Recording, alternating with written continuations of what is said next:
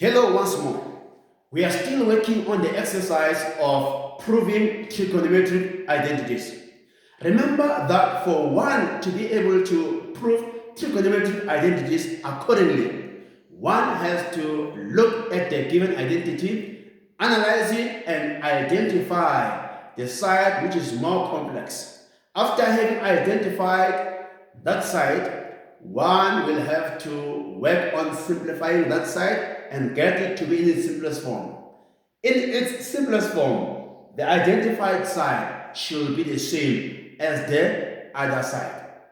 Sometimes you could be required to simplify both the left-hand side and the right-hand side and get them to be in their simplest forms. And in their simplest forms, you're going to find that the two sides are the same. Let's work on this one. The instruction says prove the trigonometric identity. We're given 1 over cosine theta minus cosine theta divided by 1 plus sin theta being equal to tan theta. As you can see, the left-hand side is the complex side. This is the side which we have to simplify. The left-hand side is equal to 1 over cosine theta minus cosine theta divided by 1 plus sin theta. Now, as you can see, we are dealing with fractions here. Over here, the denominator is cosine theta. Over there, the denominator is 1 plus sin theta. So it's just a matter of us having to cross multiply this by that will give us 1 plus sin theta. This by that will give us negative cosine theta squared, all divided by cosine theta by 1 plus sin theta.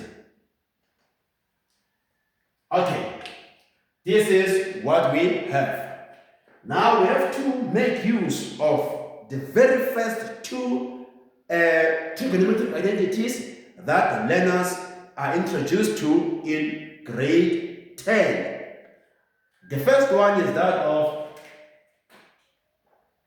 tan theta is equal to sin theta over cosine theta, whereas sin theta squared plus cosine theta squared is equal to 1. Now let's convert this number 1 to that. So we'll get sin theta squared plus cosine theta squared plus sin theta minus cosine theta squared divided by cosine theta by 1 plus sin theta. So as you go about simplifying the one side, don't forget to look at the other side just to get to remember what it consists of. Over there we've got tan theta, which could be expressed in this form. Tan theta is sin theta over cosine theta. That should also be a guiding factor.